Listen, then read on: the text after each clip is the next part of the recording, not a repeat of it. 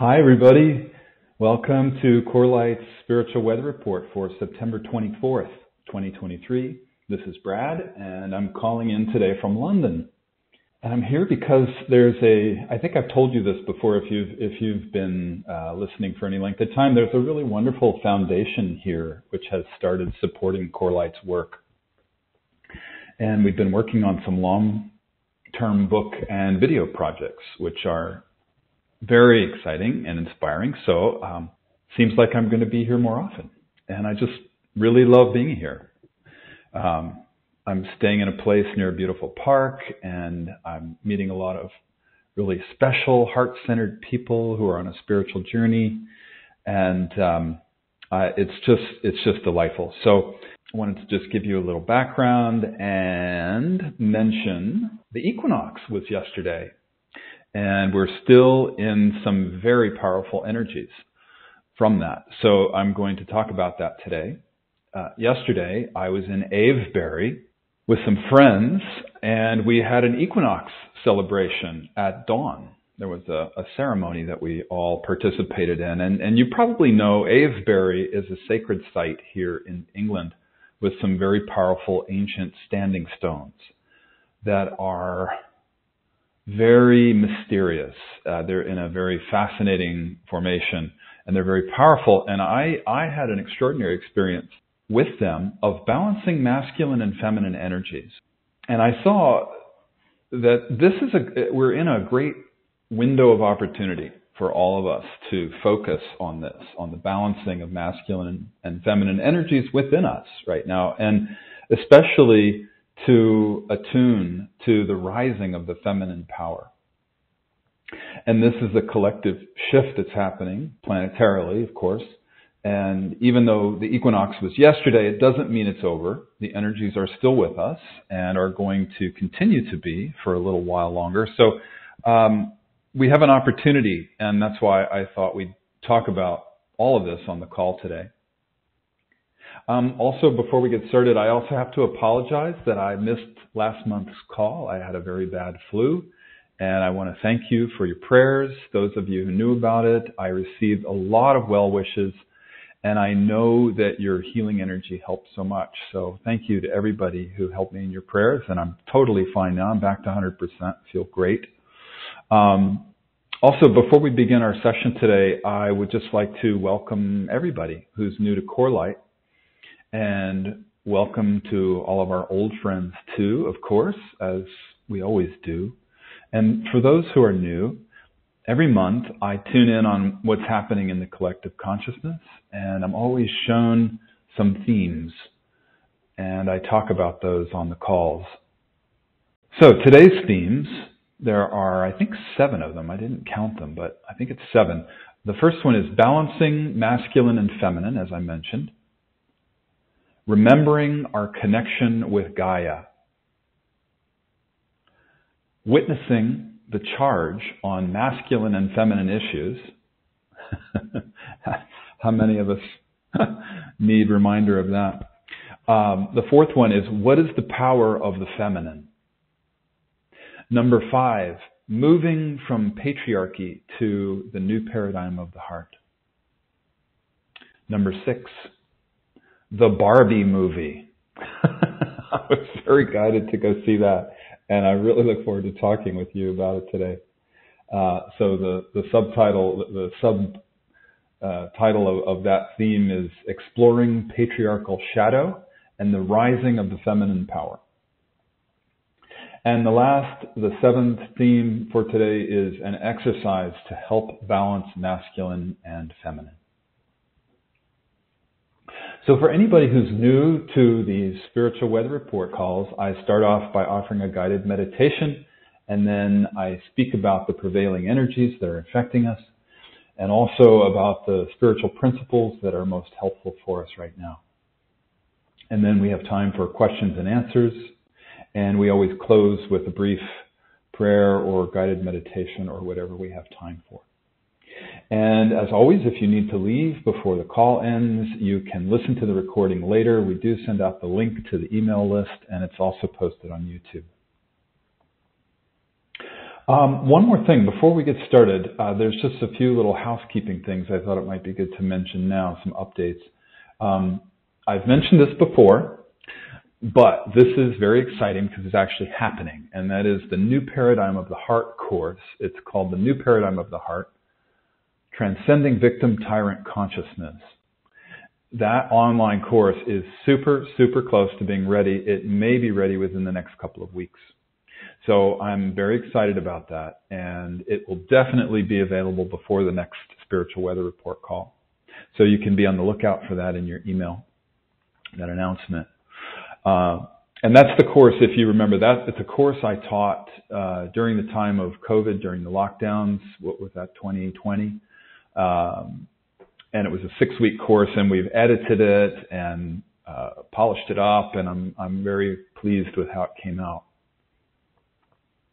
And speaking of the next Spiritual Weather Report, I'm very sorry. There's not going to be one in October. It's because of my travel schedule and because I'm obligated to attend a couple of conferences, and there was just no way to fit in a Spiritual Weather Report on October. But what we did do is we shifted the November one to a bit earlier in November. It was scheduled for the 19th, but we've shifted it to the 12th. So there's less of a gap between this one and the next one. It had originally been the 19th, like I said, but now if you're putting it in your calendar, if you like to do that, just note that it'll be November 12th, not the 19th, as we had it on our events page on our website.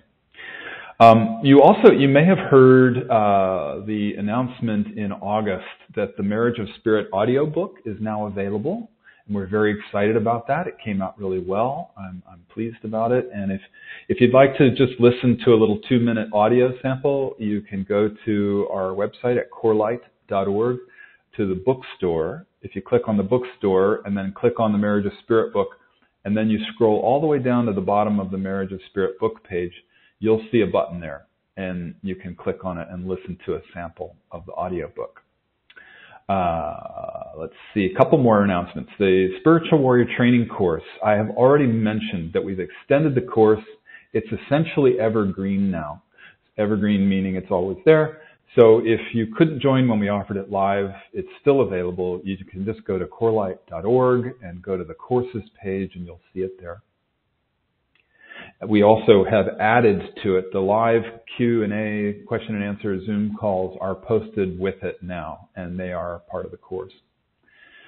And lastly, For the Love of Animals with Anna Breitenbach, that online course will be coming hopefully before the end of this year.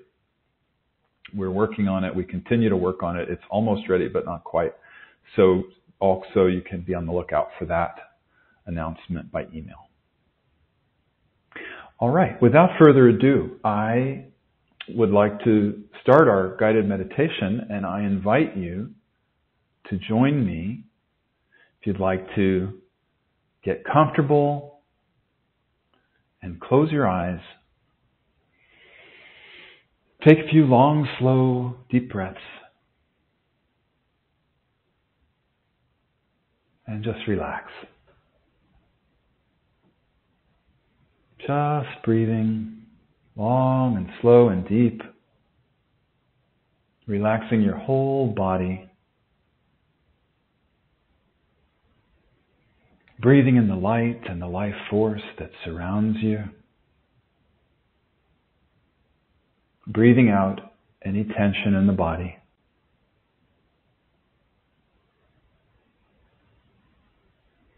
Breathing in peace. And breathing out any tension or stress.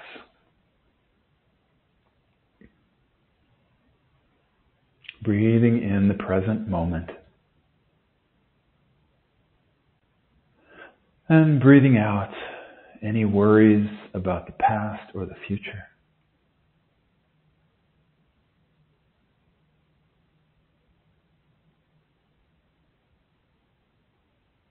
Just let's all continue our breathing and relaxing. And as always, we start with a muscular relaxation from head to toes. So I invite you to Feel a warmth, a warm energy pouring down over the top of your head.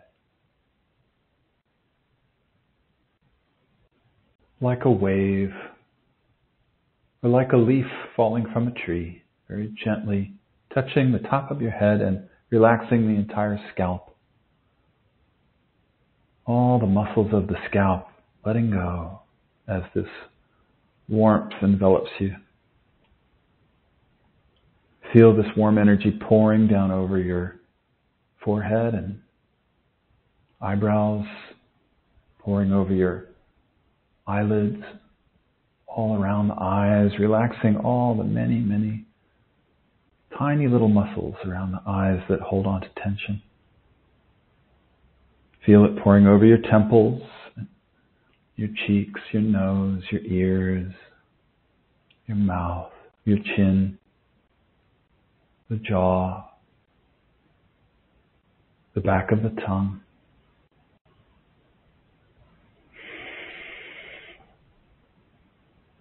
Just letting go. Remembering your breathing, long and slow and deep.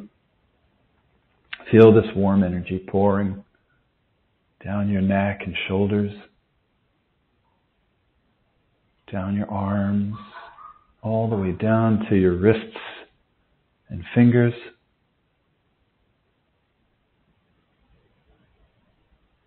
Just washing away any tension in the muscles. Completely letting go. And feel this warm energy pouring over your chest and your upper back. Down over your diaphragm in the middle of your back. Down the stomach, and the lower back. And feel all the organs just relaxing and letting go completely. Especially the diaphragm. We hold on to so much tension in the diaphragm. So let's just take a few little long, slow breaths. Breathing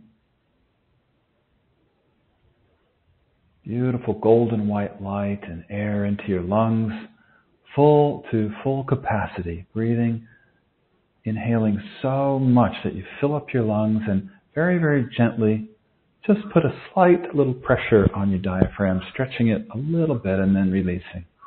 Then exhale.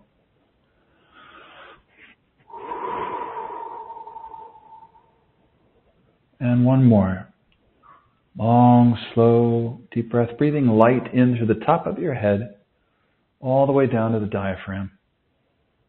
Filling up your lungs so much that they stretch the diaphragm ever so gently. And then releasing with an exhale. And one more. Long and slow and deep breathing, golden white light in through the top of your head, filling up your lungs fully, fully, fully. Stretching the diaphragm just a little bit, very gently, and letting go. Releasing all the tension in the diaphragm. And continue to feel this warm energy pouring down over your belly and lower back, down over your pelvis.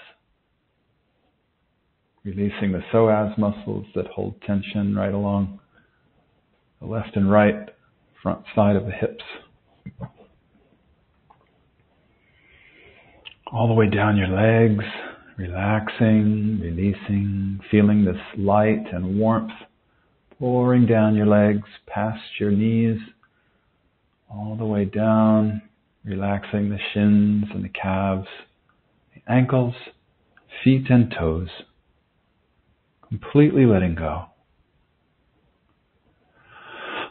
And let's do a few more long, slow, deep, relaxing breaths, breathing light in through the top of the head, all the way down to the soles of the feet.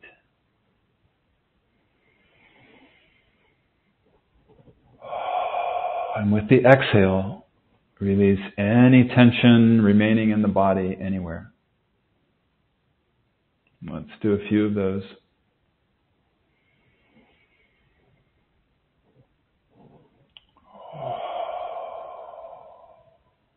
Breathing light into the top of the head all the way down to the soles of the feet. And with the exhale, releasing all the tension in the body.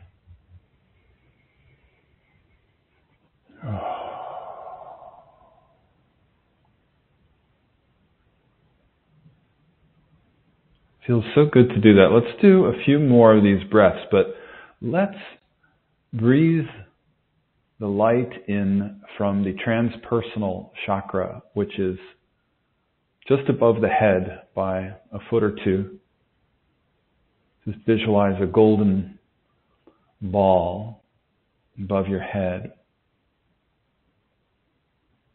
The transpersonal chakra is what it's called. And draw the light in from there. It's the connection to the celestial realms, the transpersonal realms.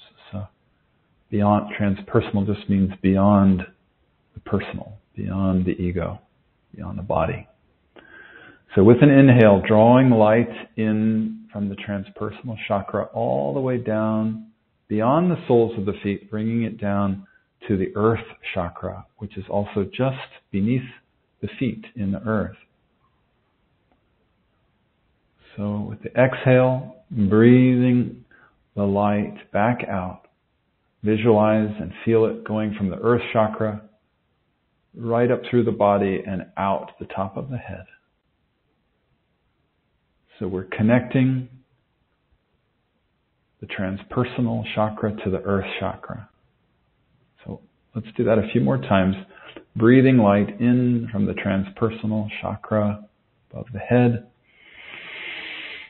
all the way down to the earth chakra below the feet. And with the exhale, releasing the energy up through the body and out the top of the head.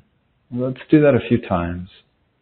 I'll be quiet for a few moments while you practice this, and just notice if there are still any place in the body where you might still be feeling tension or stress, and breathe light and energy into it and releasing the tension with the exhale.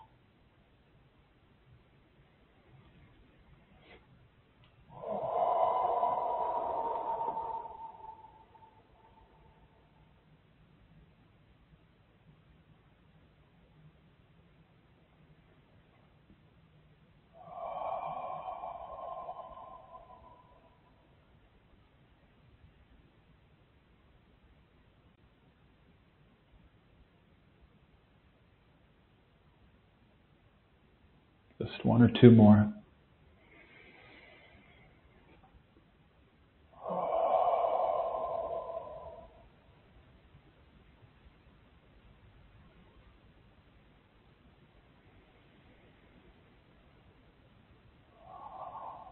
And now I invite you to put your attention on the root chakra, which is at the base of the spine, the perineum.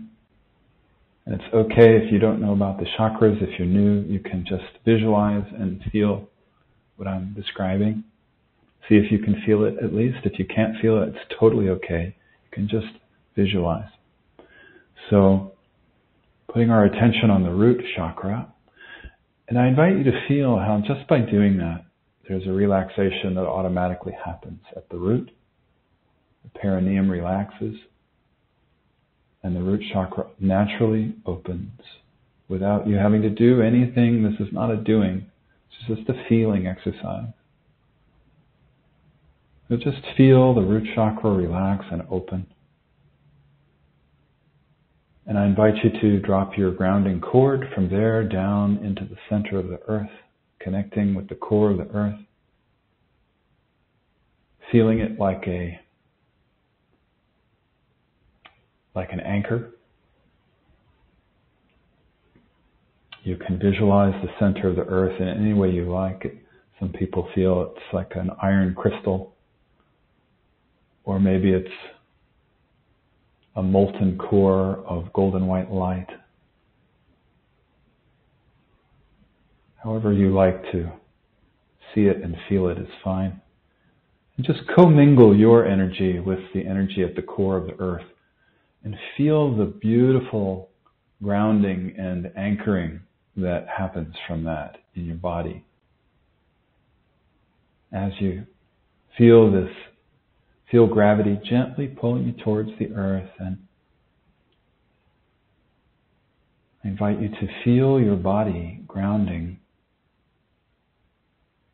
in the form of the floor and the chair that supports you from beneath. That is Mother Earth supporting you as the floor and the chair. Just relax and let go as gravity gently pulls you towards the earth, and you can feel the support beneath you. Feel the anchoring energy of the earth. And just let's take a few long, slow, deep breaths. I invite you to breathe in through the top of your head. You can feel the star chakra, which is several feet above your head. Breathe from there all the way down through your body. Inhale all the way down to the core of the earth. And exhale back out the same way, from the core of the earth up to the body, feeling the earth energy, and out the top of the head all the way out to the star chakra, and out into formless space. And let's do that a few times, breathing celestial energy in through the star chakra, all the way down through the body, the soles of the feet, down to the core of the earth. And then exhaling that energy at the core of the earth all the way out through the body and out the top of the head into the celestial realms. Let's do a few of those.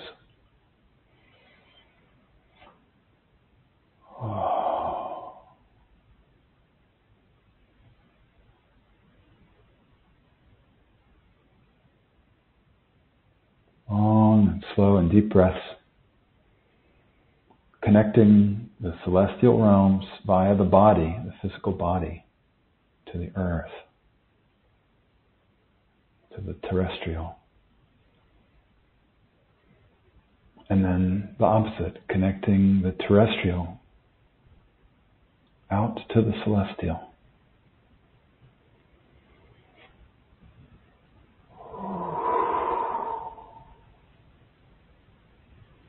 And I invite you, as you do this, to continue to relax and let go. And feel how your physical body is the midpoint.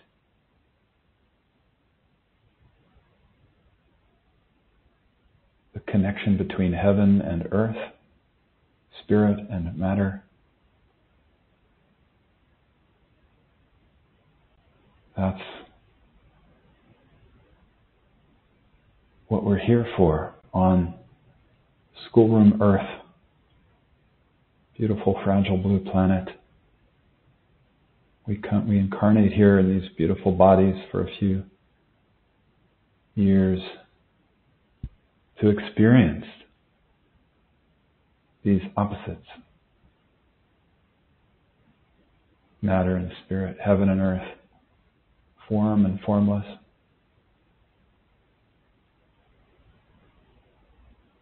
And to see that they actually are one and the same thing. That's what the spiritual journey is about, to recognize that our spiritual journey is our worldly journey. They are one and the same. As you contemplate this and feel this beautiful energy pouring through your body, I invite you to continue to do the exercise, connecting heaven and earth, connecting the terrestrial with the celestial. I'm going to say a little prayer and an invocation for our call today.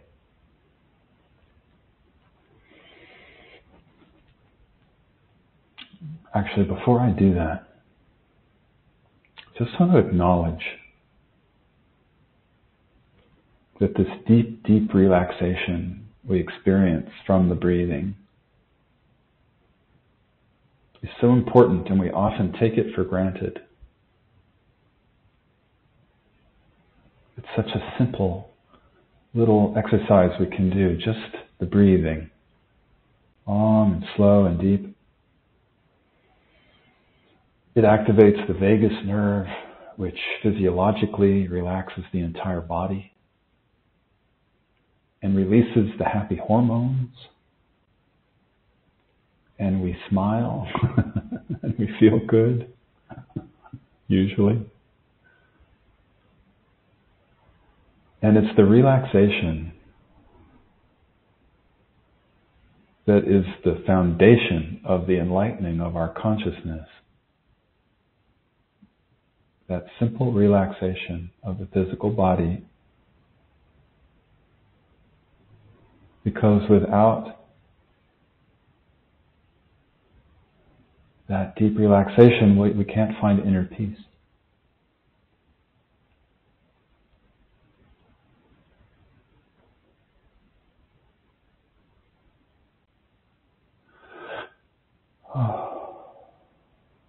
So it's just a reminder, just a little invitation to remember to take time out of your busy day. We're all so busy these days. Life can be frenetic.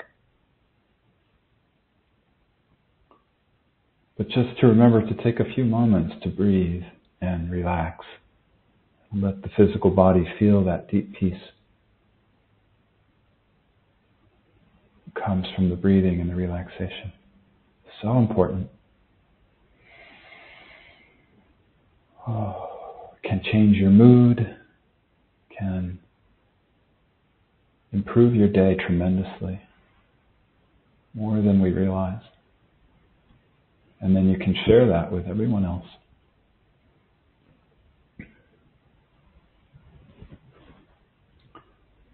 So as we breathe and practice this deep relaxation, I call on all of our guides and teachers and all the angels, all the beings in the celestial realms who surround us with love and support. We call on the self that we all are. And we ask to be surrounded in a beautiful cocoon of golden white light and love and healing energy. Please guide our conversation today into the highest love and the highest wisdom. And hold our hands as we walk out into the world, into our soul's highest purpose, so that we can be happy and healthy and whole and share that gift with the world. Share our light and our love and our joy.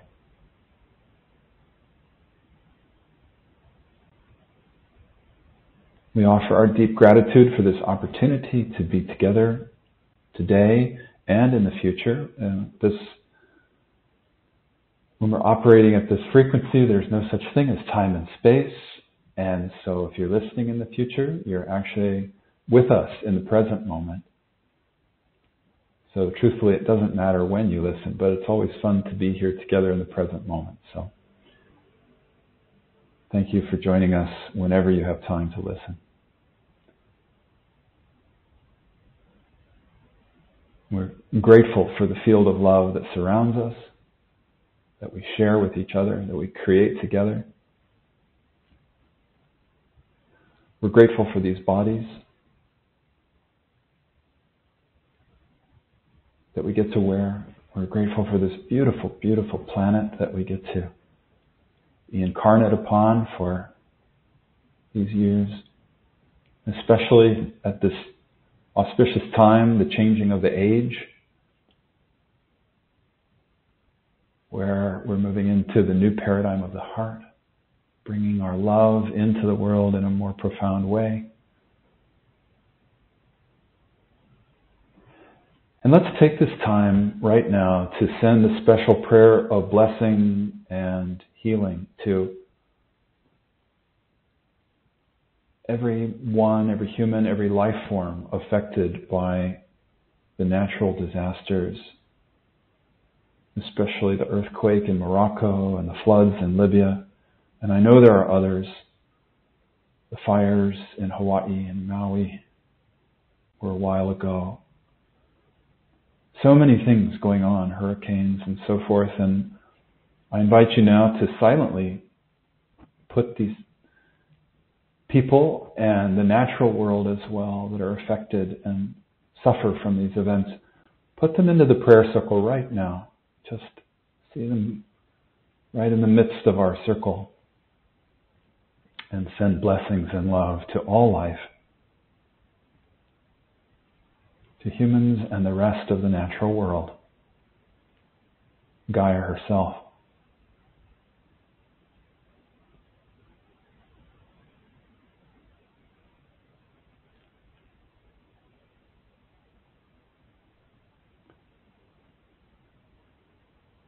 So we see healing and love and light surrounding this planet and each of us. And we give thanks knowing this is so. And so it is. Alalaho. Which means, isn't it wonderful in Tibetan?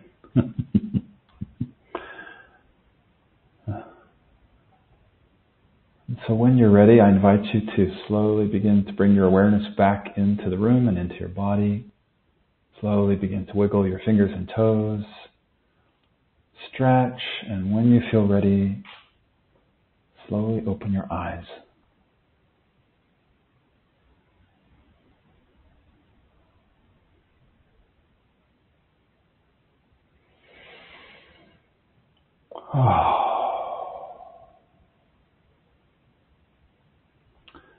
Okay. Well, thank you, everybody, for joining this circle of love, this beautiful energy we share. As I mentioned, we're going to dive into our topic now. We have there's so much to talk about, and I'm concerned we're going to run out of time. So let's just dive in. This is on the subject of the first theme, which is balancing masculine and feminine. And as I mentioned at the beginning of the call, the equinox was yesterday, and we are still in those powerful energies of the equinox, which are about balance. The equinox is that moment when both the northern and southern hemispheres experience roughly equal amounts of daytime and nighttime. So these energies that are supportive to deepening our balance within us, they surround us and they will be with us for a while. So if you're listening to this in the future, it doesn't really matter. This is still ongoing. And if you've been around CoreLight for any length of time, or if you've been on your own journey of spiritual awakening for a while, you know that so much of the journey of finding balance is about reconciling the opposites. Reconciling the opposites is what brings us that inner balance and the inner peace that we're looking for. And so I was prompted today to offer all of us this little reminder that this is our job right now. We're being called to deepen into inner balance and inner peace as much as we possibly can. Our job is really to be holding as high a vibration as we possibly can right now.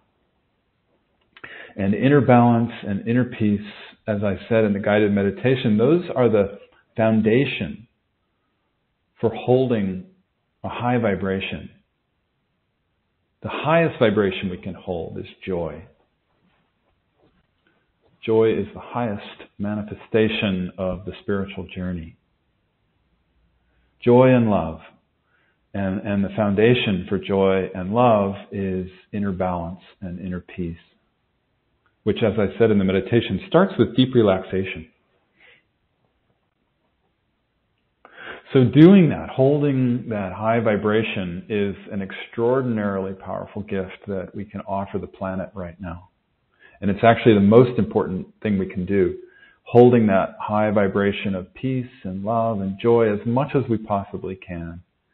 And finding joy, it doesn't have to be, what you might imagine. It can be something very simple, like feeling a deep sense of gratitude for something simple in life, for the sun, the warmth on your face, or for your pet, or for your loved ones, or any little thing in your daily life that brings you joy and brings you love. You can just enjoy that and just practice doing that as much as you possibly can throughout the day. This is something we can all practice. It's very simple and very easy, and it does shift your consciousness. And given the state of the world, the changes that we're all going through, I know that it's not always possible to live in joy.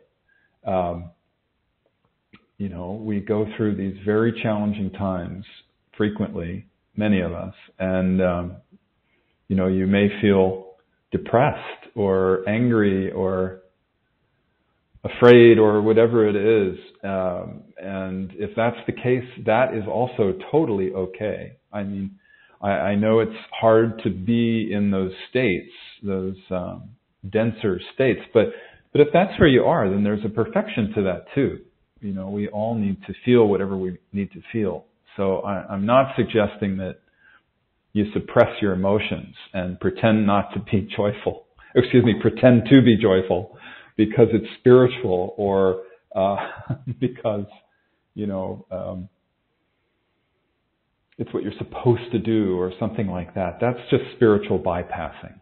And if you're in a time of loss, or if you need to grieve for any reason, or if you're experiencing an illness or low energy for whatever reason, and you just need to be with that and to be with the pain, the physical pain or the emotional pain or whatever it is, that's also perfect. So it's perfect just to allow whatever feelings need to arise and to focus on being okay with that, to make that a meditation in itself. Pain can be a meditation, and we can have huge breakthroughs from just meditating and relaxing into the pain as much as we possibly can. And if you're not feeling joy and love and peace and those higher vibrations, please, whatever you do, don't use it as an excuse to beat yourself up. I know we've all done that before.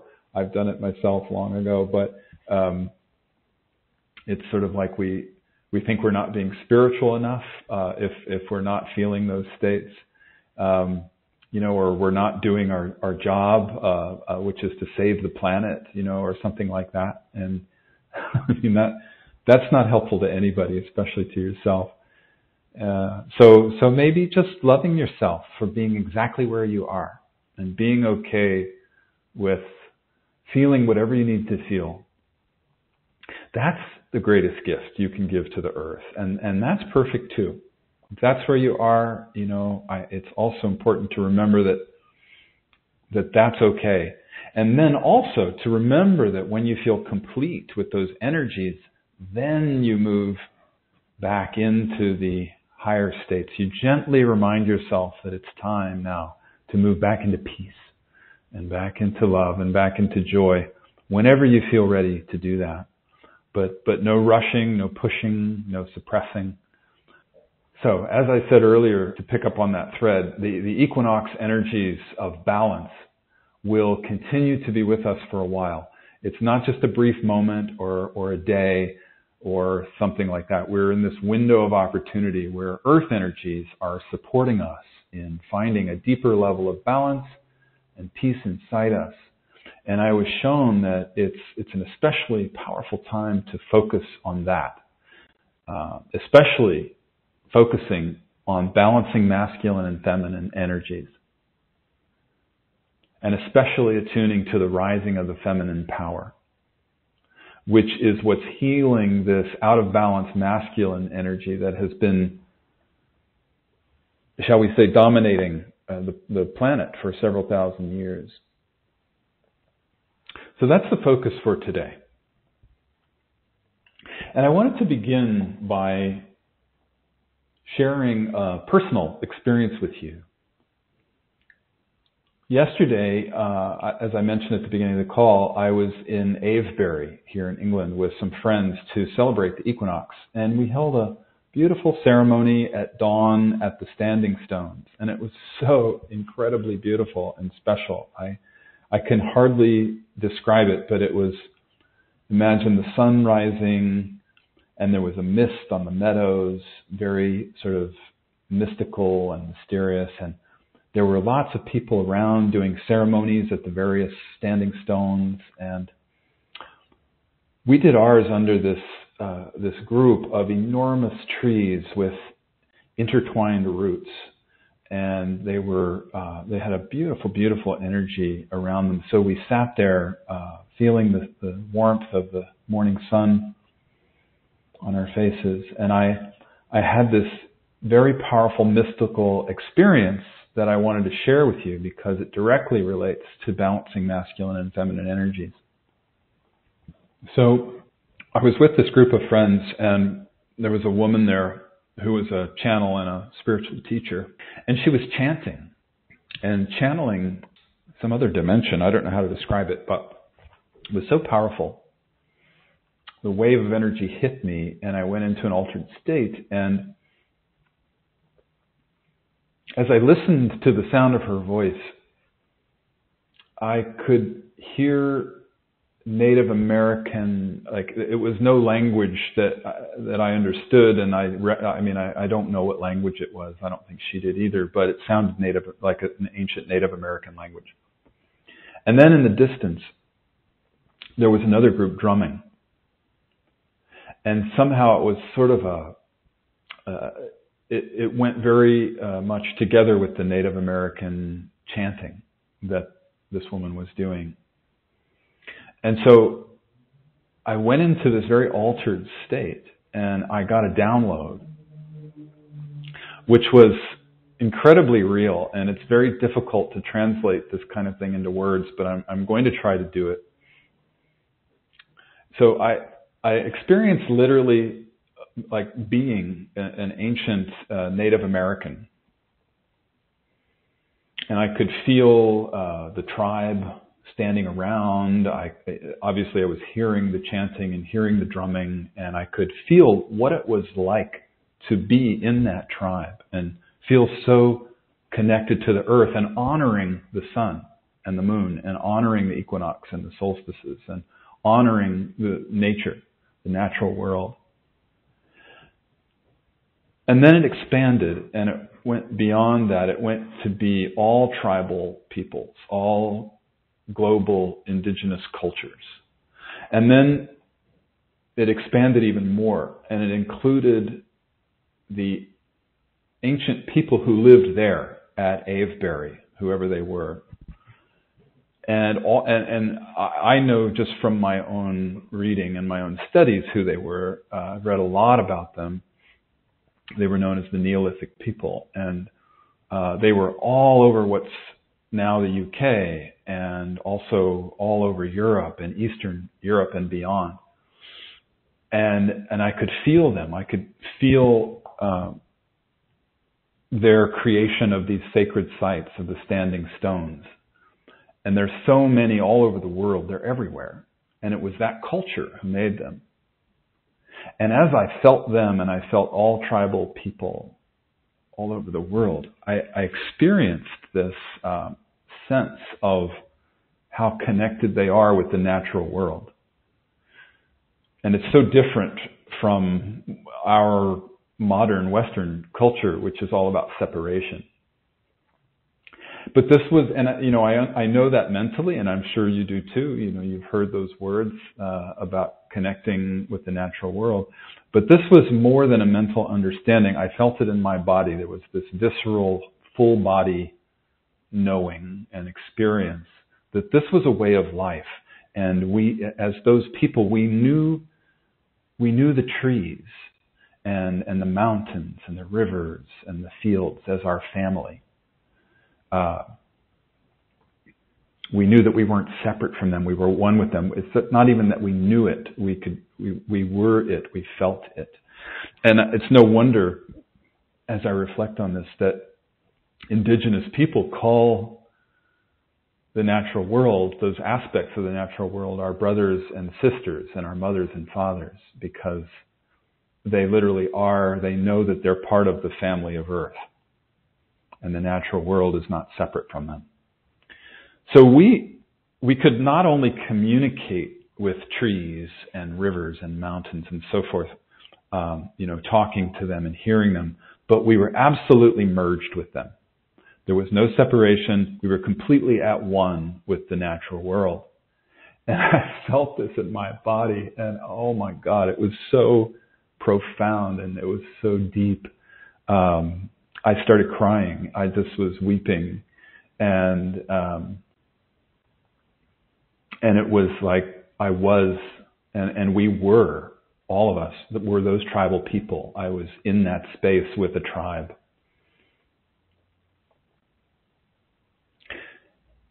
So that was the experience.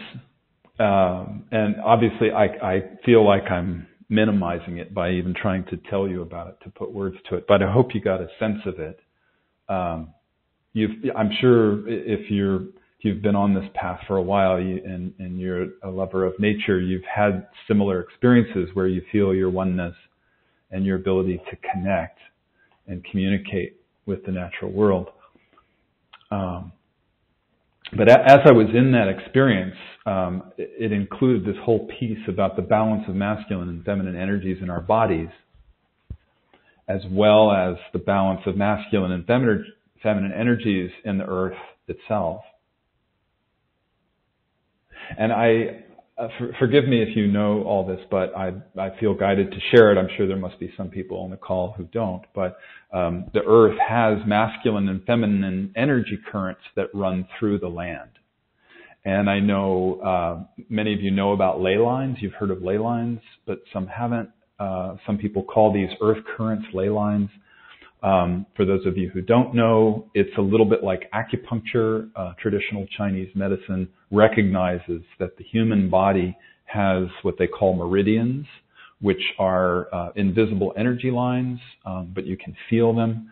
And then when they put a needle in a certain part of the body, it activates and helps heal and unblock the stuck energy in those meridians so that the energy can flow through the whole body.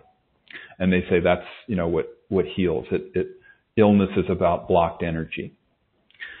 So the earth also has her meridians, which some people call ley lines, and they're invisible, of course, but people who are sensitive and attuned to the earth can feel them. And the people who marked those ley lines with the giant stones were the Neolithic people. So these giant stone formations are not just in the UK and Europe. As I said, they're everywhere, all over the earth, on most continents. And I find it absolutely extraordinary, that this isn't something we're taught in school. It should come with the manual for being human, that there was this culture who knew all this stuff and marked the places of great spiritual power and energy. So just imagine that, imagine that there was this culture at one time that covered much of the planet, maybe the whole planet, and they were one in essence, and they focused on the energy of the earth and marking its ley lines. And not only focused on it, it was the essence of their culture, was this earth, this connection with earth, with the natural world. So if the subject interests you, I wrote a whole book on it, and it's called Discovering Archangel Michael. And we never actually published it. It's only an ebook on our website, on our bookstore website. And it's about the experiences that Leslie and I had when we were tracking the ley lines of ancient Europe. And we were discovering how these ancient Neolithic people, that whole culture, worked with the ley lines. So obviously there's too much information to share about it right now, but I do want to give you just a little overview because it's important for our topic today. And I'm sure some people listening may not know about all this. So I apologize if it's all a reminder for you, but I hope you'll bear with me because there's more. But this is important, like a precursor. So the era before the current era, the patriarchal era, is called the Neolithic era.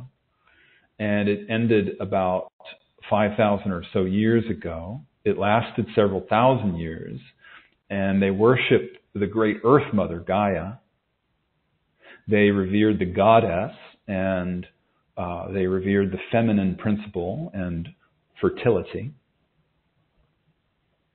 And in the Neolithic area, women held positions of power, mostly as priestesses.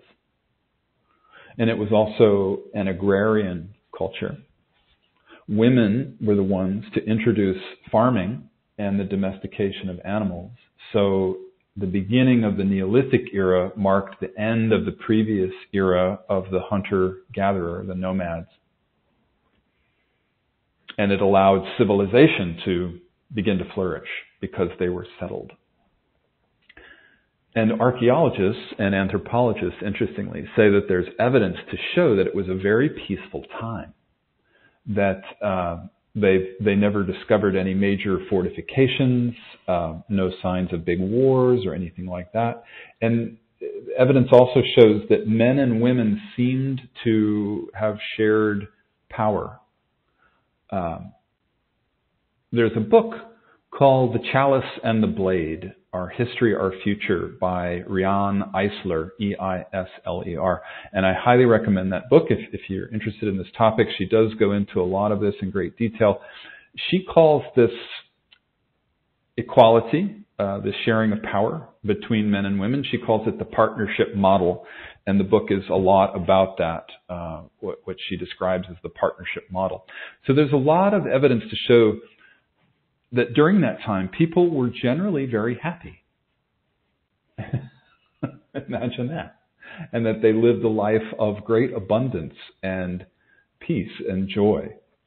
So I find this important to know about.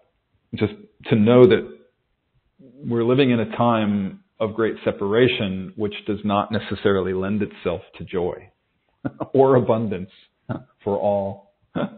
Or deep inner peace for all. So that's why I bring this up, just because when I learned about all this, it shifted my awareness. It was a great reframe for me. So I'd like to share it with you. And if it interests you, I invite you to check out those books that I mentioned, my book and Riane Eisler's book. So I felt this so powerfully in my experience yesterday at Avebury. I literally experienced being Neolithic and feeling what it was like to live in a culture that reveres the earth. And more than reveres it, they were literally one with the earth. As I said, they could feel that there are these masculine ley lines and feminine ley lines. And isn't that extraordinary? And where the ley lines cross, where a masculine and feminine ley line cross, they form what's like a chakra, essentially. It's like the masculine and feminine lines mate, and they form a special vortex right there. So these people were aware of those spots, and they marked those sites with these stone circles and all kinds of other formations of giant stones. And so, again, I find this absolutely extraordinary. That's why I wrote a book about it. And it's one of my favorite topics. I could go on and on, but I'm not. I'm sure you're happy about that.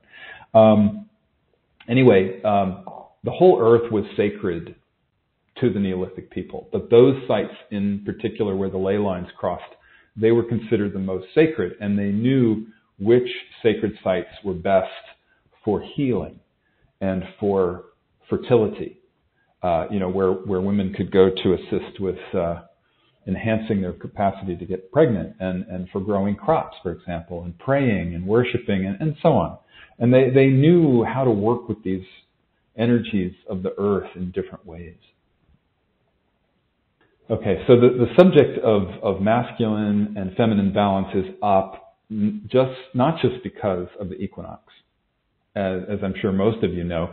Actually, this subject is probably going to be up for all of us for our entire lifetimes. But as I said, it's a good time right now to give it some special focus. And the reason I laugh and I say that it'll probably be up for us for our entire lifetime is because we're at this turning of the great ages, moving from patriarchy into the new paradigm of the heart. And at the heart of that transformation is this issue of balancing masculine and feminine for everyone. It doesn't matter what gender you are. We each have a masculine and feminine side within us. And I think it's also important to mention that the awakening of these feminine energies, you can call it the divine feminine if you like, the awakening of that within each of us individually as well as collectively on the planet, is specifically connected to clearing victim-tyrant consciousness. And I think that's a really important point. This is a very powerful wave of energy that we're all being invited to ride. And it's kind of, I guess because it's the equinox and for whatever other reasons, it's sort of, there's a peak right now that we can catch this wave. So I think that's an important connection to make, the connection between the awakening of the divine feminine with the clearing of victim-tyrant consciousness. And it's not really within the scope of our call today to go too deeply into the details of that too much, but if that's a subject that interests you, you might really appreciate the course that's going to be coming up soon, the New Paradigm of the Heart course I mentioned, which is going to be launched in the next probably couple of weeks or so, because a big piece of it is dedicated to exploring that particular topic. So you can look for the email about that course if that interests you. So I also just want to acknowledge that this topic we're bravely embarking on today, masculine, feminine balance, it's very, very charged, if you hadn't noticed. In fact, of all the subjects that Leslie and I have ever spoken about in, 30 plus years of teaching, this is the most charged. It brings up more intense energy for most people than talking about money, survival, life and death issues, like any other subject under the sun you can name, doesn't have as much charge as this subject of masculine and feminine. So before we get into our brave discussion about masculine and feminine balance, we need to talk a little bit about witnessing. And I know I speak about witnessing at least a little bit on every single monthly call. And I know most of you know a lot about it, and you're probably tired of hearing me talk about it. I'm not going to go into it in too much depth today. But since we're talking about a very charged subject with a significant amount of shadow around it for everybody on the planet, this witnessing deserves just a little bit of a reminder today. So I'm going to do that. For those of you who may not know, the witness is that part of us that's connected to the higher self. It's aware and it's watching us all the time.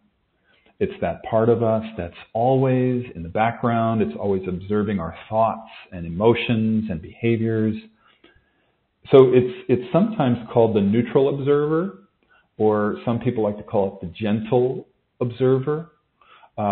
We found sometimes calling it the neutral observer can be a little confusing for some people because it sounds like, it means that if you have emotions, then something's wrong with you. And that's not what this is about. Witnessing is not about denying your emotions. I just need to say that right up front. If you've ever tried suppressing emotions, you know it doesn't work very well. The image I like to give is like trying to shove a beach ball down under the water. And what does it do? It pushes back and it wants to come up. And it's the same with the emotions. When the emotions explode back to the surface, that is not very pleasant, as I know we've all experienced. But it's easy to think that if you feel angry or depressed or fearful or whatever it is, then you're not spiritual, or you're not spiritual enough. And that's certainly not true. It's not about suppressing or denying or avoiding emotions in order to think we're being more spiritual. It just doesn't work. We all have emotions, and the witness is the one who practices observing them. And we watch the emotions pass through us. And so that's the key. It's remembering that witnessing is a practice. It takes time to get the hang of it, you know. None of us are perfect at it right away. So it's really literally a retraining of the way the mind works. It's about practicing a kind of spiritual detachment and surrender. And it's about practicing observing ourselves from this place, which we could call non-judgment. Just being aware, just literally being aware of whatever arises. So let me repeat that. That's kind of the key. It's really about practicing being okay with whatever arises. And it's practicing remembering specifically that we're not our thoughts, we're not our emotions, we're not these physical bodies. It's remembering and being aware that we're connected to a higher self. We are pure awareness, we are pure consciousness, and we're in these bodies temporarily, and they're not who we are, and the thoughts and emotions are just passing through. So, for example, if something makes you angry, the witness part of you would say something like, anger is passing through me. I'm not this anger. I'm pure awareness. I can feel anger passing through, and I can also let it go. And again, that's easier said than done. When in the heat of the moment, when you're feeling that anger, as we all know, it's like you just want to have your pound of flesh. So anyway, so that's why it's a practice. And when you start that practice of witnessing, sometimes it can take a while for the witness self to kick in. After you get angry about something, you know, as we all know, it might take, I don't know, a few hours or even days or even weeks, especially if it's intense, before you remember your witness. And that's okay. The witness kicks in whenever we're ready. And specifically, I would say, the witness kicks in whenever we're ready to learn from the experience. So the witness is the one who watches and who learns. And that takes patience. You know, we really need to learn to be patient with ourselves and to be kind to ourselves and not judge ourselves, because, like I said, it's a practice. It takes time to get the hang of this. It's just like learning to play a sport or an instrument, and it starts with stumbling a lot, but with practice, you can eventually become a pro at it. And when you do become really good at witnessing, life becomes so much more fun. You know, this is, I think, what has always been my motivation, that I notice the more I can witness, the more joy I experience, the more love I experience, the more love I can share, the more inner peace I feel. No matter what life throws at me, if I can maintain the witness, I can keep my heart open and I can love my way through the challenges, love my way through life, you know. So I share that with you just because I know sometimes it gets so frustrating and we have such a hard time when we can't do it, you know. But like I said, the witness, if we can remember, it's our connection to our higher self. So when we're in the witness, we're literally awake. The witness, literally, it is our spiritual awakening. The witness is our spiritual awakening. So I think with that, let's shift gears because we've got so much to cover today, and I think that's enough for now. I hope those of you who've heard that before don't mind the reminder. I know I used to love getting reminders, so I hope that's the case. For those of you who might be newer, if you want more on that, there's a whole chapter in our book, The Marriage of Spirit, on witnessing. And that book, The Marriage of Spirit, is available on our web store at CoreLight.org. Also, last year in November, almost a year ago, November of 2022, on the Spiritual Weather Report, I spent almost the entire time focusing on spiritual detachment, which is kind of the key to witnessing. So if you want that, it's free. It's on our free resources page at CoreLight.org, and you can also find it on YouTube. Again, it's November 2022. So I'm going to remind you about witnessing, about practicing witnessing during the discussion today, just in case that's helpful. I mean, it would be very, very normal to get triggered by this discussion, you know, as I said, that we're bravely entering into. So keep breathing, remembering to witness, and keep coming back to your center. So first, we can't really talk about balancing masculine and feminine energies unless we know what they are. So I'd like to share with you the list that the ancient Taoists created of the qualities of yin and yang. And I have shared this list in a past call or two, so it'll be a little bit of a reminder for some of you. And again, I apologize for that. So if that's you, I appreciate your patience. And I think it does bear repeating from time to time because this is really important information. And we don't always retain it. So just to be clear, in the West, we have translated the yin as feminine and yang as masculine. But it doesn't mean that all women embody the yin side and all men embody the yang side. That is not what this is about. So please don't go there. This is where it's really easy to get triggered because it sounds like stereotyping. And that is not what this is about. So like I said before, no matter what gender body you're wearing in this lifetime, we all have yin and yang inside of us to varying degrees. And that's the beauty of the world, you know, the incredible diversity of the human experience. We're all different in how we choose to embody these qualities of yin and yang. No two people are exactly the same, and yet we're all the same in that we're all playing with these same frequencies. And this is called unity in diversity. I find that helpful to remember when looking at these lists. Okay, so the first pair of these are opposites, of course, yin and yang. Yin being feminine, yang being masculine. The first one is receptive, yin, and yang is dynamic. The second one is cooperation and competition. And I'll list the yin ones first and the yang ones second, just for clarity. The third one is paradox versus logic. Fourth is non-linearity versus linearity. Emotion versus mind. Egalitarianism versus hierarchy. Community/sharing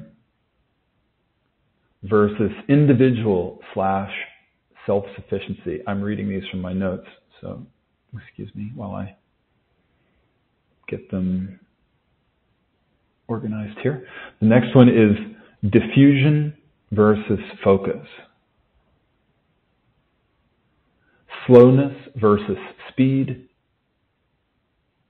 Flexibility versus rigidity. Softness versus solidity. The physical/observable world versus ethereal forms of energy. I find that last one a little confusing because I always felt like the feminine represented the invisible, the ethereal forms, and men, not men, not women, but the masculine or the yang was much more about being physical. But that's not how the Taoists saw it. And I guess that also, if you think about the word matter, the physical observable world, that's where the word, the Latin mater, is the root of matter. And mater is mother, of course. So mother, matter, all derive from the same root. And then there are a couple that I added to the list. The yin is process-oriented versus the yang goal-oriented. And vulnerability versus invulnerability. Okay, so that's the list, and it is important to remember that both sides are equal and opposite. So the yang, or the masculine, is visible to the 3D eyes, and the yin, or the feminine, is invisible or hidden from 3D eyes. That's, again, broad brushstroke. That's my definition. It's important that we remember that they're equally as powerful. They're just different in that way. So in our culture, we're taught that yin, the yin list that I gave you, is weak and powerless. And the yang is strong and powerful. And that could not be further from the truth. And that's the key. It's the key to most of the issues in the whole world. If we could get that right, if we could see that masculine and feminine, yin and yang, are equal and opposite, and one is not stronger than the other, they are both equally as strong, equally as powerful. It would change I think that's where we're going. That's what will help shift into the new paradigm of the heart out of patriarchy, is when we get that to enough of a degree.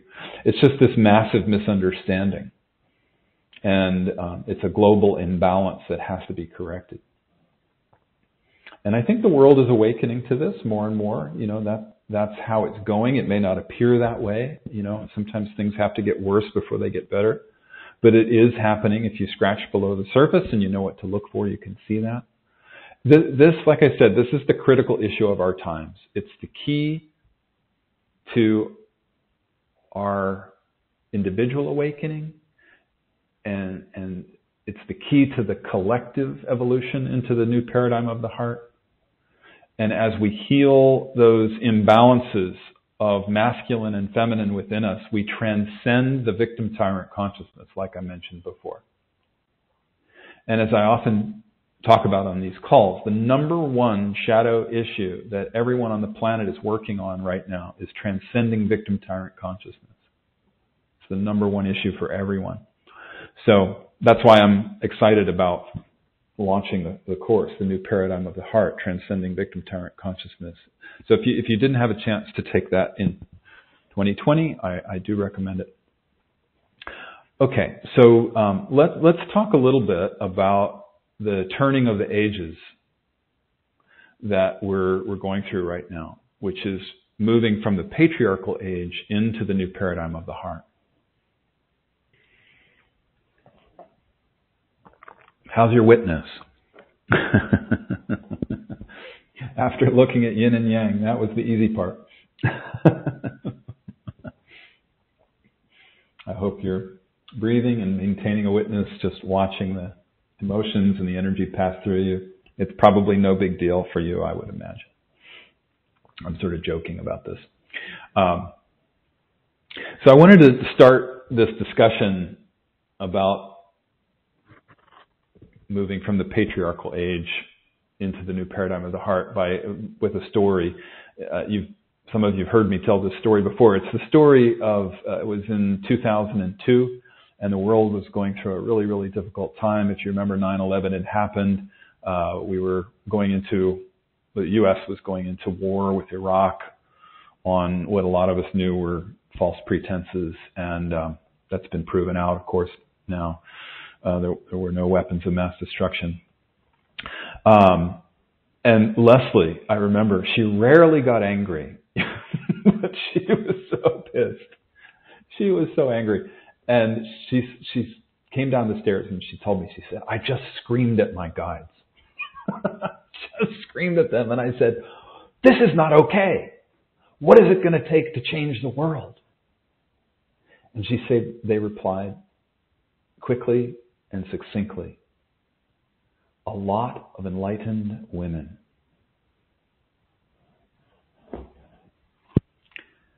And sorry, it makes me get choked up every time I talk about it because it's so concise and it's so profound. And I know the truth of it. You can feel the truth of it. Many spiritual teachers have more recently said the same thing, including the Dalai Lama. He specifically said it's going to be the awakening of Western women that will bring about the great change in the world. And of course, when Leslie told me this and we had a discussion about it, I said, well, what about men? What about me? I'm a man. Isn't it important for men to wake up too? And the more that we focused on this, the more we dialogued about it, what we came to was that her guides were not saying that it's not important for men to wake up. It's just that for thousands of years, there's been such a dichotomy, such a discrepancy between in the power structure between the masculine and the feminine. What they were saying is that, the men are essentially, now again, this is tricky territory because I say men sometimes when I mean the masculine energy. So please forgive me. And I say women sometimes when I mean the feminine energy. So I'm going to do my best, but, they do get intertwined. So please forgive me in advance. But what they were saying is that the men really don't have as much incentive to change as women do because, in many people's minds, it's still a man's world. And a lot of men hold quite a bit of power and control. And they're thinking, well, why do we need to change that? And it's still women who have, over the years, and we've probably, if you're on this call, we've all been men and we've all been women. So let's remember to witness this part where we remember that, this body is just a garment we're wearing for a few years, and we've had the other gender on. We've worn that other gender body many times, probably. We've been both. So I invite you to witness this. And if you're feeling charged about it at all, just remember that, this is part of it, that we get to experience both here. We are the soul. We are the higher self. We are not these bodies. So,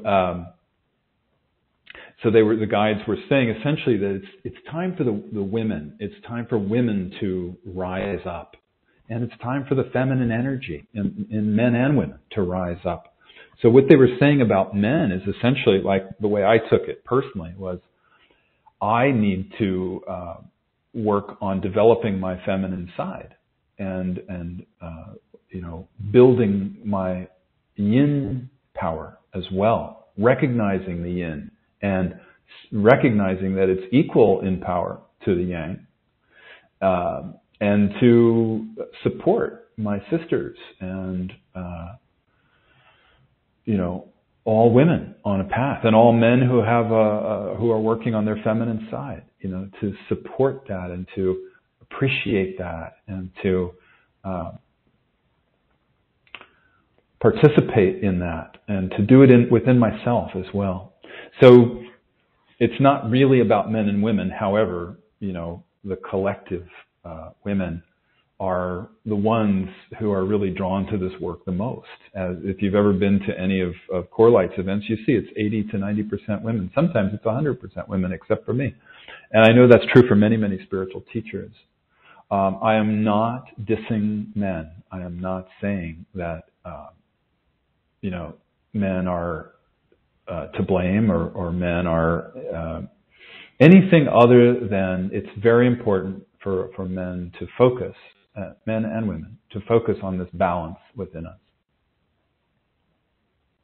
And also, just to be clear, when we talk about the rising of the feminine power, I sometimes ask groups, name some women who you feel are powerful in the world. And they usually, 90% of the time, name female politicians, or CEOs of corporations or whatever.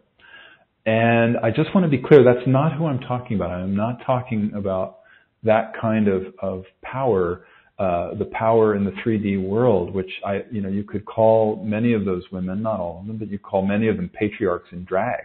They're just part of the patriarchy, but they're wearing a woman's body.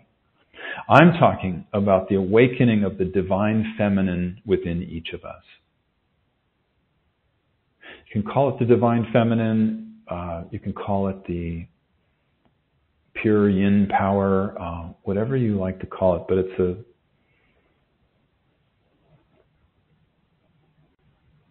awakening to that sacred sense of the power of the yin within us. And this is for men, for women, for people who identify as non-binary. It's everyone. And again, as I said, it's so much about clearing the victim-tyrant consciousness. And I said it once before, I'll say it again, I'm not saying all masculinity is toxic. I am not bashing men. I have been accused of that, and I apologize if it sounds like that, but that's not what this is about. It's just that we know that the masculine energies they have been for thousands of years, overriding the feminine energies, and it's time for the balance to come on board. Not all masculinity is toxic. There's the sacred masculine.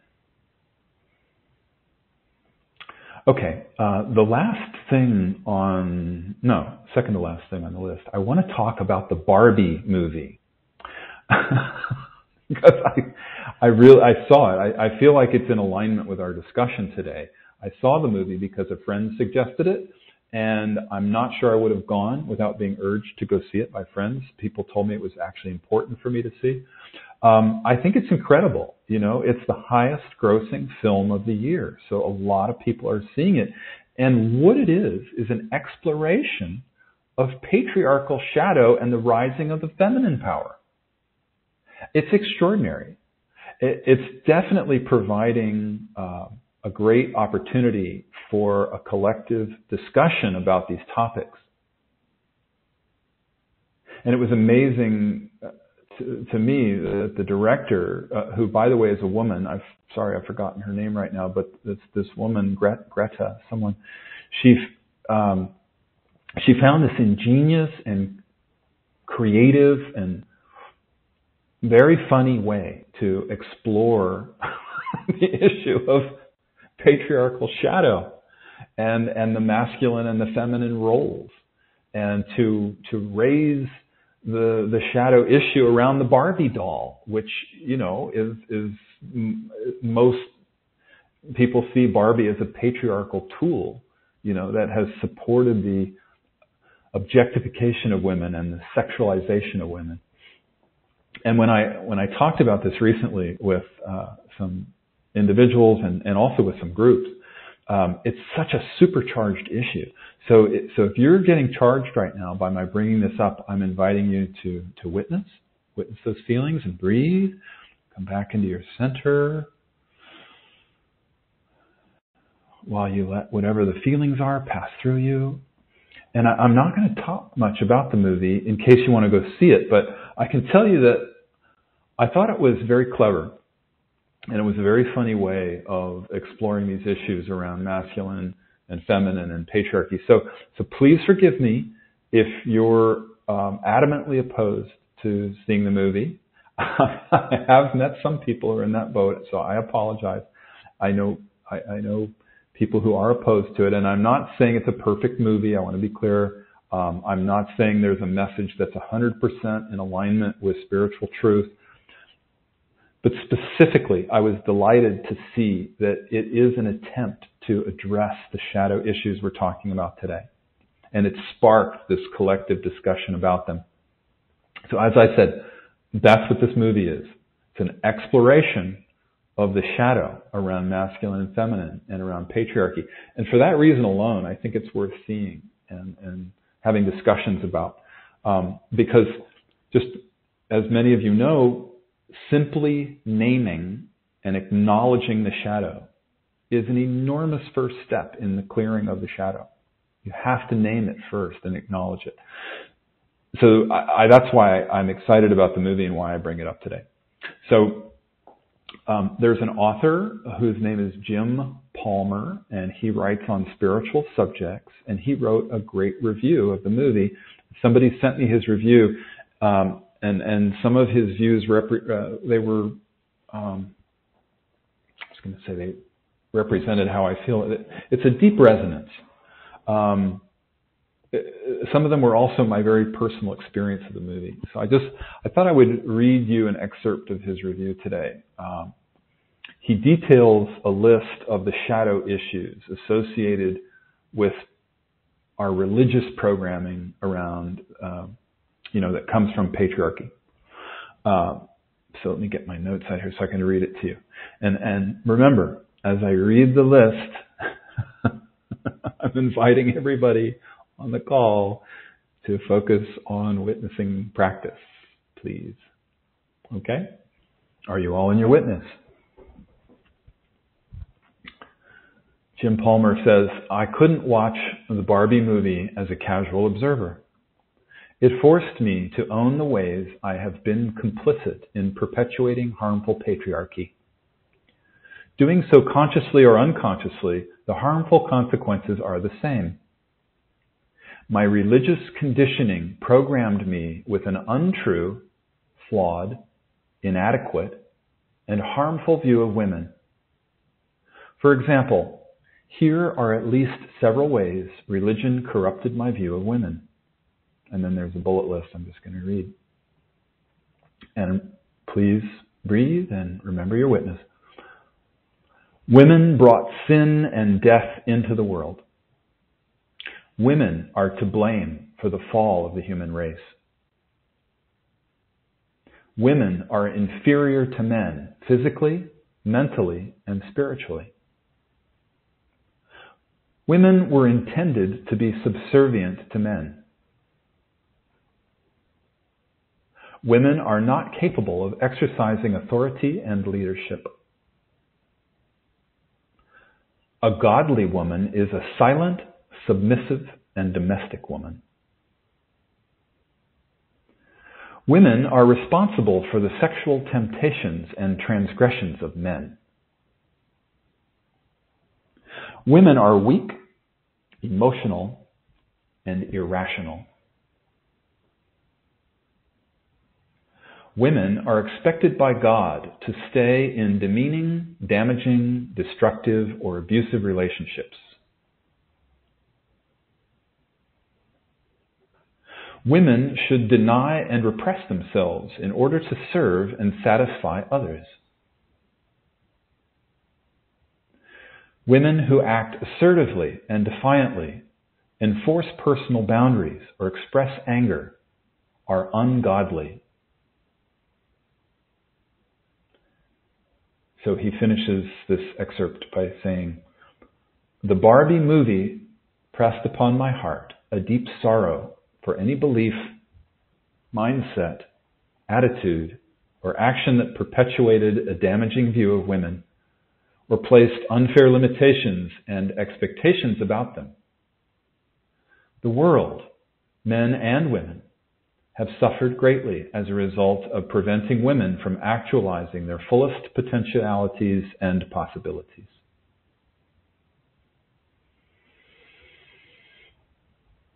Okay, well, thank you, Jim Palmer. So how is your witness doing after hearing that list, which is a very good summary of our religious programming during this age of patriarchy? I think we need to remember that organized religion began in patriarchy. It was created by patriarchy. And because so much of the patriarchal shadow that we're dealing with comes from our religious programming, it's important to shine some light on it. And again, by naming it, we do that. even if you weren't raised in a religion, it doesn't matter. Because it's so pervasive in the collective consciousness, and it's so much a part of our ancestry that it still has this enormous effect on all of us. So I'd like to pause for just a moment here so we can all just check in and see what thoughts and emotions are passing through the body-mind right now. And I invite you to remember to breathe and witness these thoughts and feelings. What emotions are passing through you? Do you feel anger? Do you feel any sadness? Any fear? Whatever it is, you can just name it and feel it and let it pass through you. Sometimes it's helpful to write, if you want to write it down. Helps you to witness it. I invite you to remember, you're not the emotions, you're pure awareness. And emotions are just passing through you. So let them rise up and let them have their moment, and then you can just let them go as best as you're able.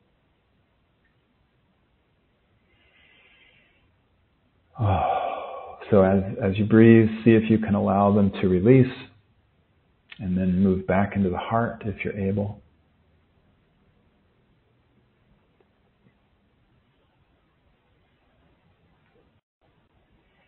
All right, so I'm sorry we're going a little longer than normal today. There's a little more I'd like to say. I usually end the talk by now, but I just want to quickly highlight a few really important things that we've touched on today by way of a conclusion, because we've kind of covered a lot of ground. So again, the first thing is just naming, just recognizing the feminine or the yin qualities is huge. Most people don't even know what they are. So when we name them and when we recognize them, we're making the unconscious conscious. And that's how the balancing of the masculine and feminine happens, when we make the unconscious aspects conscious. And then we build on that. We take more steps after we take that first step. And the same is true, as I just said, for naming and acknowledging the shadow, the patriarchal shadow. It's making the unconscious conscious. And like I said, it's the first step in the process of clearing the shadow. So that's why journaling is so helpful. When you journal, you name these things, and that's part of making the unconscious conscious. So I invite you, if you liked this discussion, well, not liked is not the right word, but if you appreciated this discussion, if it triggered you, if you feel like there's some juice in it for you, that you can do some clearing work, I invite you to journal about it. And I think going into this any deeper today is beyond the scope of the call, but I do want to recommend a couple of things for home practice. If you'd like to take the clearing work a little further, I mentioned journaling. I also mentioned the New Paradigm of the Heart course. That has got tons of exercises in it. I mean, it was a 6-week course, but it could really be a 6-month course. So if you really want to dive into this topic and do some clearing work, I do recommend the course. The one I'd like to kind of just double click on a little for today to mention is to do a square. I invite you to do a square on masculine and feminine for home practice. And if you don't know what a square is, it is a simple journaling technique, and it clears consciousness very fast and very powerfully. I know since most people listening are very familiar with squares, I'm not going to share about them today. We're out of time anyway. The quickest way to learn about squares is just to do them. So let's go ahead and name the corners of this square now. And if you're new to this and you want to know more, there is a chapter on squares in our book, The Marriage of Spirit, which I mentioned earlier. It's on our website at CoreLight.org. Okay, so if you'd like to do a square on masculine and feminine, the first corner would be, and you can do these in any order. I'm just going to name them in the order I've written them down here. The first corner I have is the desire for the feminine / yin. Desire for the feminine / yin. So if you want to look at the square in a slightly different way, sometimes the word desire doesn't quite resonate. And I sometimes like to substitute that word for the word for the pros. So essentially you could call the corner the pros of the feminine. What we like about the feminine. What attracts us. Attraction is another word. Desire, pros, attraction. So the attraction to the pros of the feminine. Or the yin. And you can do a square in any way you like. There are no rules. But that's one I sometimes like to mix it up that way. So the second corner would be the fear of the feminine / yin.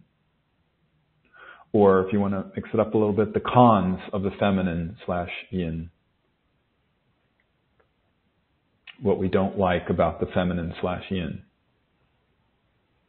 Number 3, the third corner, the desire for or the pros of the masculine / yang.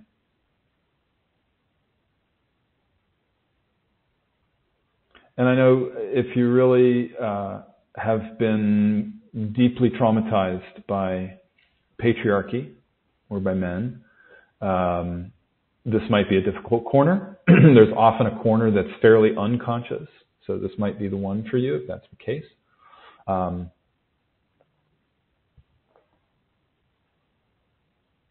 So let me think. I'll just give you a couple of examples you could put in this corner. So like you could think of all the positive things of the patriarchy, like classical music was invented.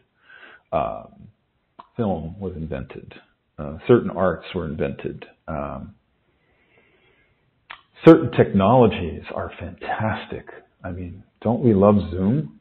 Isn't this great? And personal computers. I mean, we hate them too, right? We're in a love-hate relationship with a lot of these things. But that's what I'm just giving you a few examples. You can think of all the things you love about the yang. Number 4, the fears or the cons of the masculine / yang. So I don't want to take all of our time with this, so I'll just give you really a very quick, broad brushstroke there, and I hope that's helpful to you. At the end of our call today, we will do the last step. The first step for the square is to, in your journal, write about all those things. So you're making the unconscious conscious. You're writing about everything you can think of, anything at all. You put it in the corner. You just put all the ego stuff, all the imbalances, all the shadows, all the higher states, if you like. Anything at all goes in the corners. And then at the end, we offer it all up and we give it back to spirit, to the universe, to life. And we ask to be freed from the imbalances and the limitations of the ego, because we're really detailing out the ego here. That's what the square is. So we'll do that at the end of the call. I'll make a little offering for us so you get a sense, if you're new to this, of how to make your offering. That's really the most important part, is the offering, the letting go of all this, letting go of all the unconscious stuff that keeps us locked into the separate system. So, all of this stuff we're talking about, this, the imbalances, the religious programming, all this stuff, it's so old, isn't it? I mean, this is programming that we're finished with. We don't need this anymore. We can let all of it go. And whether it's a square or some other method, I invite you to find your way to let it all go and to heal it, to release it, so that you don't have to be bound by it and stuck in it and suppress whatever aspects of it you might be suppressing. And as you do this, you learn to open the heart. And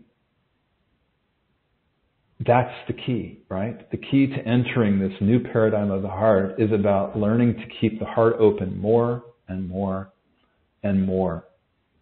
And to the degree that we can balance masculine and feminine within us is the degree to which we can keep the heart open.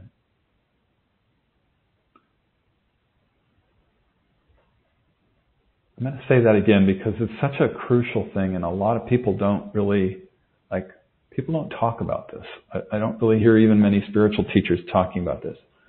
The degree to which we balance the masculine and feminine, the yin and the yang within us, that's the degree to which we're able to open our heart and to live fully in the heart. And that's our next step. It's the permanently opened heart. It is possible. When we do this balancing and integration work, we live more and more with this permanently opened heart. Because the old way is polarized, right? The heart opens and closes like a valve with negative and positive stimuli from the outside. And that old way, that's the system of separation. That's the system of duality. So it's an either-or mind that causes that. So we have to watch for it, witness it. We're being invited into it all the time by the forces of separation, the media, colleagues, friends, family. We're being invited to be afraid, to divide against other people who don't think like we do. That's really up right now, as you know. So practicing witnessing, practicing holding this middle way, practicing all the things we've been talking about, that's the way through into this permanently opened heart. It's by doing this work that we can live that way. And when we can live that way, when we find this higher degree of an opened heart, and in the end it becomes permanently opened, that's where we find the joy. That's where we discover the joy. And as I said at the beginning of the call, joy is the highest outpicturing of the spiritual journey. And when we live in that, we find humor in the shadow and in the craziness of our world, in the changes and the challenges and all the stuff, all the separations. And I don't know. That's what motivates me these days is joy. I weigh something against my heart, and if I get it's going to bring joy or it feels joyful, then it's a yes. And if not, it's a no, because I know that that's our job, is to hold joy, hold love as much as we possibly can. All right. So I've gone way over what I normally do. So thank you for your hanging in there. I love this topic. I want masculine and feminine balance, and talking about the ley lines. They're some of my favorite topics. So I really appreciate being able to share this with you today. All right.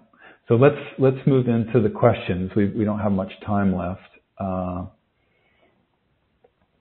I really want to thank you, first of all, as I always do. I so appreciate whenever you send questions or sharing, because it really makes me feel much more connected to, I can feel what's going on in our community and in the collective. But to put words to it is somehow very, very helpful, giving those details. So I really appreciate hearing from you. In case you might be new, the way this works is you can always email your questions to you have to mail them in advance. If we get them at the last minute, we can't include them. But you can email them in advance to courses@CoreLight.org.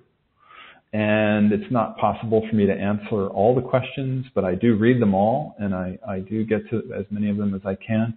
And as you know, if it doesn't get answered by me, questions are always answered from somewhere else, whether it's a dream or another teacher or a book or maybe in meditation, or somebody answers you. The first question is from Camille. It's not a question. Well, I suppose it's a question, but it's more than that. And I apologize I didn't have time to email you back, Camille. I am writing you as I am deeply concerned for the wild horses of North America. I noticed on your website a page dedicated to their lives. As I write you, the BLM, which is the Bureau of Land Management, is currently rounding up a herd of wild Mustangs in Colorado and taking every last life off our public lands. Many photographers are on the ground documenting the horrendous treatment of these iconic wild horses. 2 days ago, there was a helicopter chasing a mare and her foal, only to be met by cowboys running out of hiding places, ambushing the two and driving them into a life of enslavement. The treatment is so off the charts, I find it hard to let go of and find myself going over 1,000,001 ways to help. Is there anything we could do to energetically help these horses? A prayer ceremony dedicated to them? Could Anna get involved with her communicative powers? She's talking about my friend Anna Breitenbach, the animal communicator. If you go to Wild Horse Legacy in Instagram, you will find footage of the current madness, which might just spark your flame as it did mine. And this was written at least a couple of weeks ago. It might have been longer, so I don't know what's going on now. I apologize. So first of all, Camille, I want to thank you for sharing this. I'm not always able to keep up with what's happening currently in the news. So whenever anybody writes to me about things like this, I always appreciate it. I always stop and I direct my prayers and I do ceremony and I send energy to whatever's happening. And I feel your pain. And I'm experiencing that too. And I'm sure anybody who's listening to this is experiencing similar pain. So I have compassion for you. We all have compassion for you and for the horses. And so I hardly know how to answer your question. I guess a few things, unless you feel very called to be the boots on the ground, unless you're able to actually go there and to help physically, prayers are best, and processing as well. Prayers and processing are the best. So at the end of our call today, we can definitely say prayers for the horses. And if you're, Camille mentioned our prayer circle on the CoreLight website. If you're not familiar with that, we do have a prayer, several prayer circles dedicated to different aspects of the natural world, different animals specifically. And you find that at corelight.org/wild-horses-prayer-circle. There's some prayers there that you would appreciate, and you can use those if you need some help with knowing how to pray. Unfortunately, Anna Breitenbach is unreachable. She's in Botswana for a couple of months, and she's out in the wilds, so I'm sorry I can't reach her. Also, I got kicked off Instagram. So I can't even see the photos or the footage that you're talking about. I don't know why they kicked me off. It was like I got one post that was of a meditator, and it said, CoreLight's tagline, it said,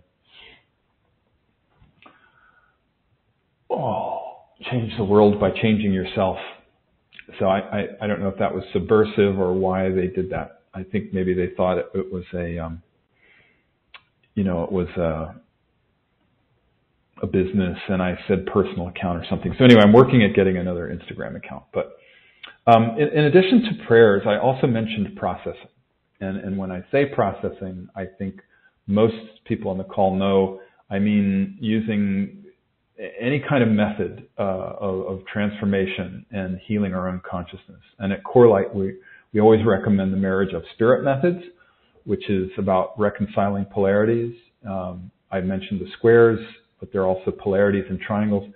But there are many methods out there. And so you might, like for example, you could journal about what's happening inside you when you feel so torn apart by the plight of the horses. And, find a process to do around that. For example, a square on victims and tyrants.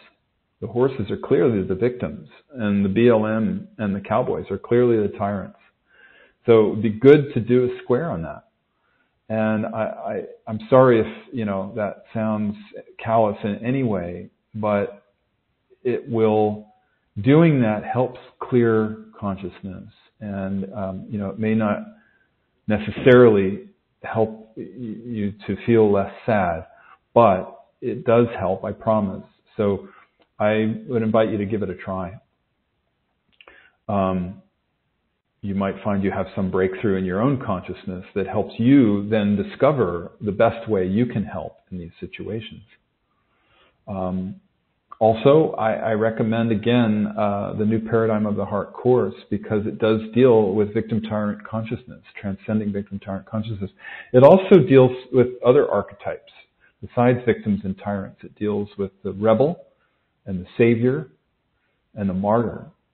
And we all have work to do around these personas. And I say this because, I'm sure many people on the call can relate to the savior-martyr archetypes. We all want to do something to save the earth. We want to save animals. And there's nothing wrong with that. Of course we want to save them. But it's helpful to really do the work of processing and examining our own consciousness around it and clearing out any shadows that we might be holding on to around any of this.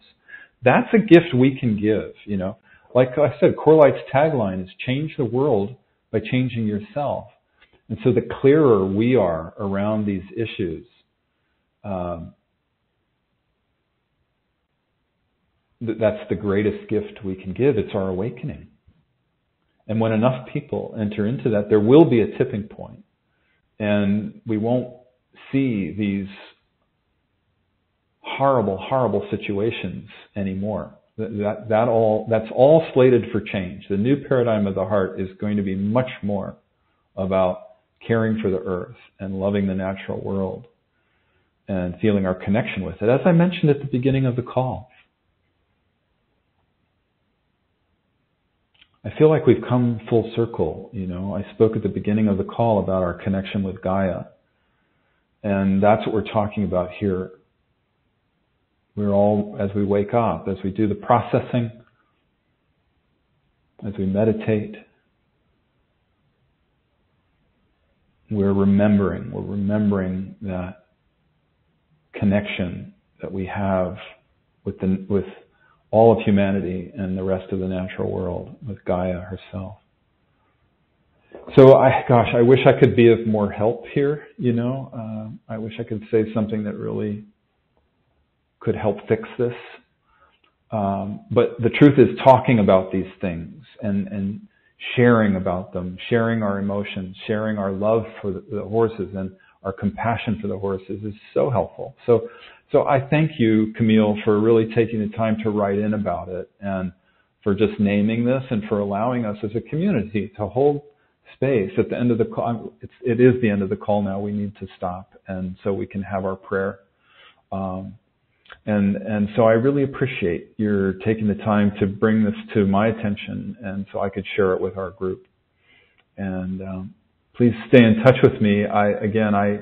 I can't track everything. I can't go on Instagram. If you have an update, I'd love to hear it. So please stay in touch with me about that. And I apologize for only getting to one question today. There were more. And I will maybe get to them next time. So again, thank you to everybody who writes in. And I deeply, deeply appreciate you all for sharing. So now let's wrap up our call for today. I invite you, if you're multitasking, to just pause for a couple of minutes. I won't be long here, but I invite you to just get comfortable and sit quietly and close your eyes if you can. Take a few long, slow, deep breaths. And just let go of any shadow and any tension that got stirred up from the call.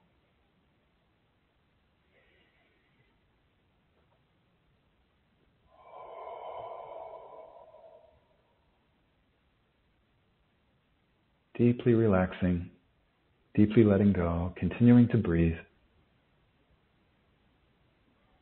And first I want to start with an offering of our square that we named.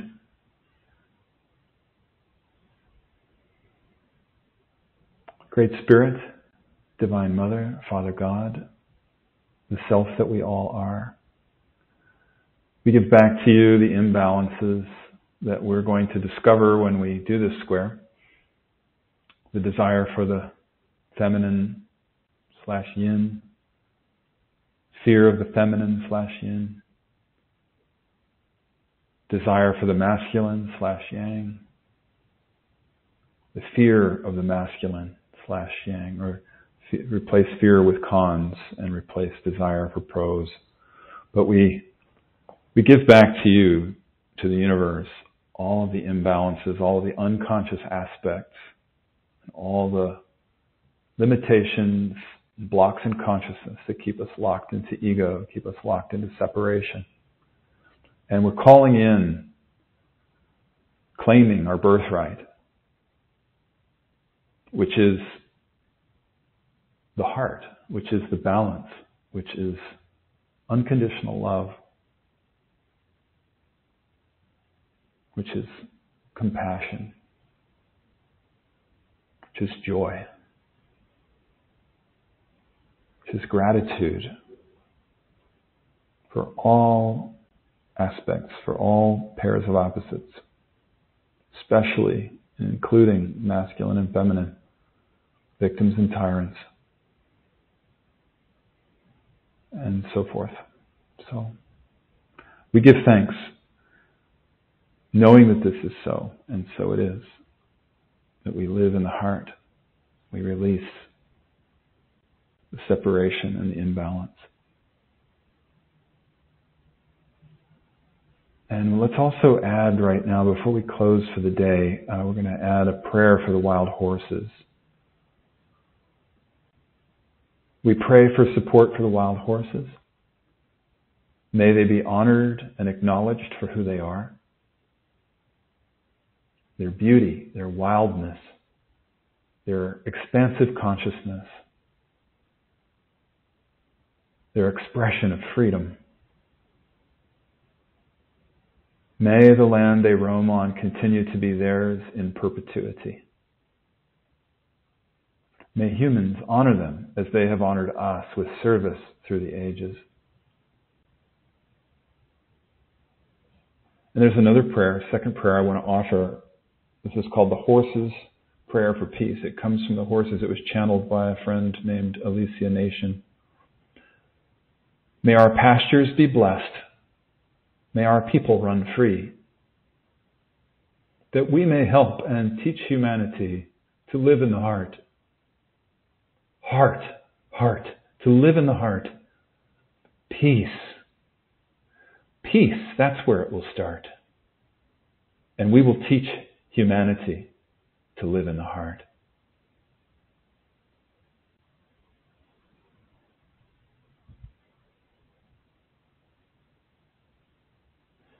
So, thank you, thank you, thank you.